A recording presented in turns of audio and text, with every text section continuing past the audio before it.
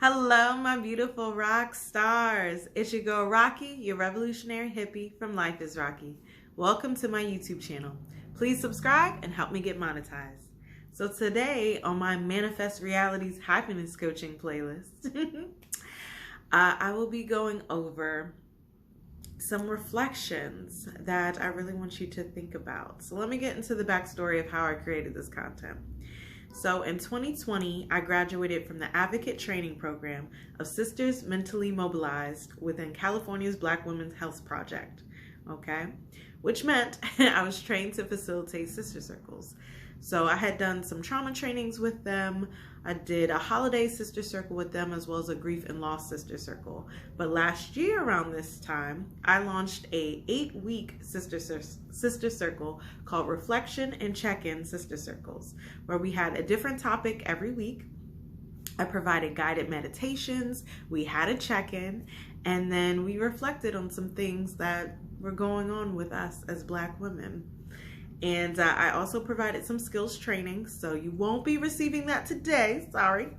But you can sign up for my email list on my website, link in the description box below, manifestrealitieshc.com, so you know when those courses go live. And it's going to be self-paced. You can form your own sister circle, all that love.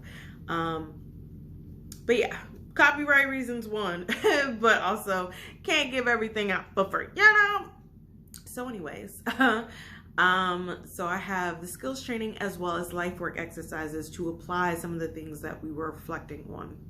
And if you are on the West Coast, also subscribe to that email list so you know when I have new sister circles, because those are free. It's just West Coast time, you know. The one that I'm looking to do after my maternity leave, because yes, is probably going to be about Black maternal health. So stay tuned for that. But all right, so let's get into today's topic, which is Superwoman syndrome. So you definitely want to check out the courses when they go live, because the skills training is necessary for this topic. But yeah, again, I'm just going over the reflection topic and the life work today.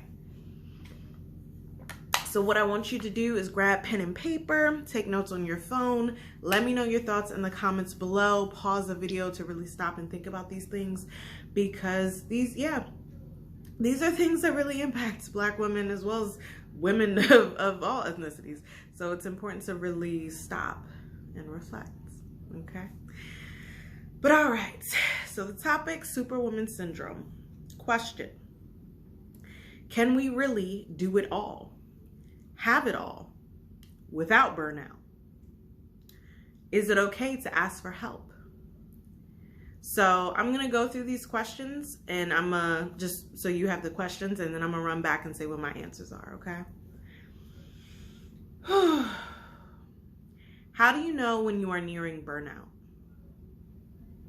How do you ask for help? Who do you go to for help?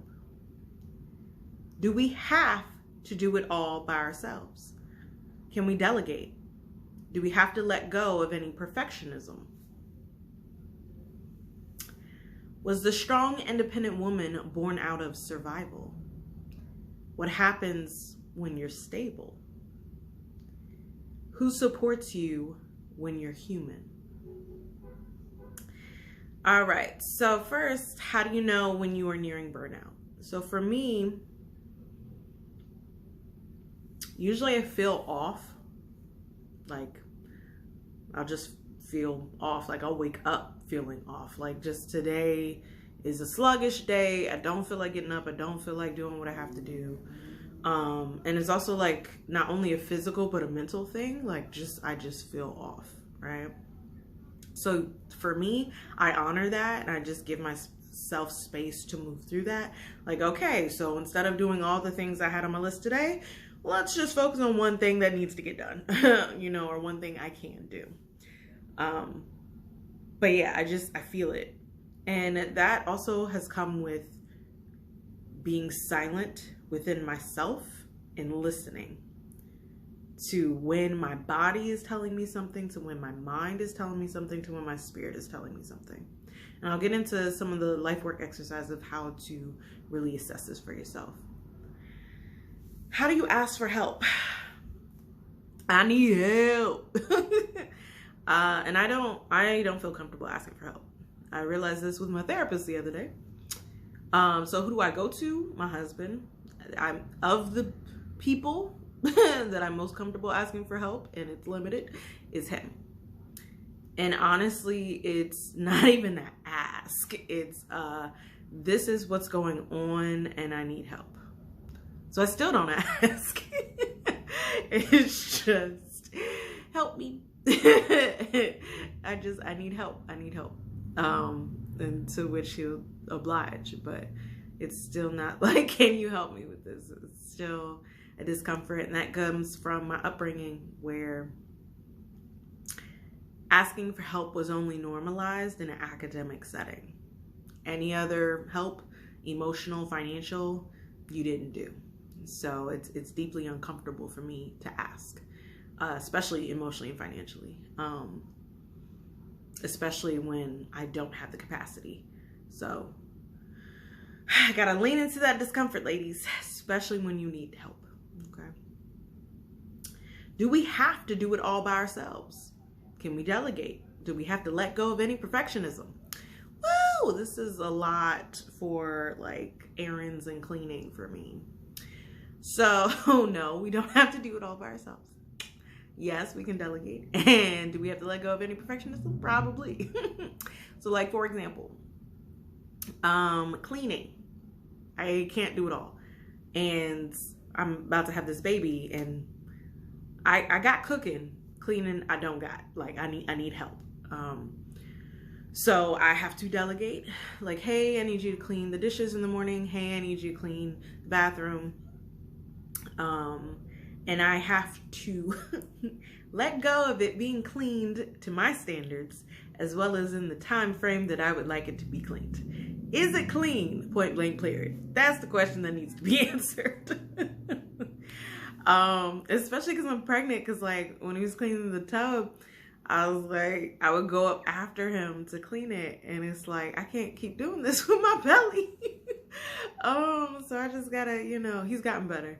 As I just explain, like, what was your process? Or I turn on the big light so you have more light so you can see, and I take the shower curtain out so you can get in there, just trying to be softer in my communication as far as getting the work done.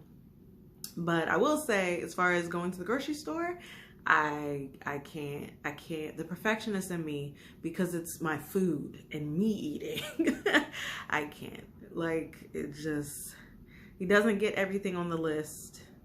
If I need him to meal plan, like, hey, we need dinner this week, we have vegetables, we have a protein, we have some sort of carb, like, and you get 1 pack of vegetables, even though we eat dinner how many times? Like, it's just like, I can't, because then it's like you have to go back to the grocery store and still no guarantee. So it's just like, I'd rather just go. So you do have to be understanding of yourself, of what you're able to relax on, as well as what you're not able to. So like when we're having the baby, we're going to do meal delivery services. So that just nixes the grocery store, So where's your wiggle room? Really got to ask yourself. And then, was a strong, independent woman born out of survival? Of course. Black America. Hello. Okay. Not only were our men taking from us during the enslavement of our ancestors, as well as Jim Crow and Reconstruction era, they've also been taking from us with mass incarceration and just the violence in our communities. So we've had to step up and take on the provider role for the whole family, and that was definitely out of survival. That was definitely out of necessity to make it through the struggle. Okay. However, some of us doing all right now. And like, do we need to keep going with this? And what happens when you're stable? What happens when you do have a man you can depend on? When a man is present, or just a partner is present, like, do you have to still be that strong, independent woman? And for me, no, I don't. Healthy relationships have interdependence. where people depend on each other. They lean on each other for support, for help, because you don't have it all the time. So who are you leaning on? You know, whether that's your mom or your best friend, you know, your sister, your cousin, or your man. Like, who are you leaning on when the times are hard and you just need some support? And for that, for me, is also the dichotomy between our masculine energy and our feminine energy. Check out my Becoming a Feminine Woman series, where I talk about how to become more balanced and how we don't need to reject our masculine energy entirely. There's a reason we embrace feminism. There's a reason we left the home. Okay. So we don't need to overcorrect by solely being feminine. All right. But there are benefits and necessities to our feminine energy as well. We need both to be in balance within ourselves, with each other, and within the world we live in. Okay. So that's, I think, what happens when you're stable. You can call on both your masculine and your feminine energy. And then who supports you when you're human? So I think something that my husband had to learn, because he was used to me doing it all, right? And I think I had gotten sick or something. I was like, these are the legit times where I don't have it. I can't do it, right? And he had to learn, like, yeah, I didn't have it all the time and I need to be taken care of, right? So definitely him. Definitely him. I did have a friend who was a huge emotional support for me, especially within my polyamorous journey, and she was poly too. And like the raw emotions that I couldn't share with my husband because like it had to do with him dating, you know, and just to have that support, especially coming from a feminine energy, and just being held through the phone, you know, that was definitely needed. I would also say my therapist, you know, she gets tears like regularly where I'm just blah. You know, so those vulnerable moments, you definitely got to have that support system. Okay. So now let's get to the life work, shall we? So again, skills training is a part of the Sister Circle, the course. Make sure you sign up to that email list at Manifest Realities Happiness Coaching. Okay. Okay. So remember how I was like, I'll tell you how to know that you're, you know, coming towards burnout. So what I want you to do, and again, stop the video, reflect on all those questions I just asked. What are your experiences, your examples? Let me know your thoughts in the comments below. But all right, life work time. And life work is a cute little thing that I have within my business, Manifest Realities Happiness Coaching, that actually came from my therapy client. And it was one of my kiddos, and I was giving her homework, and she was like, this ain't homework, this is life work. This is stuff that applies to life.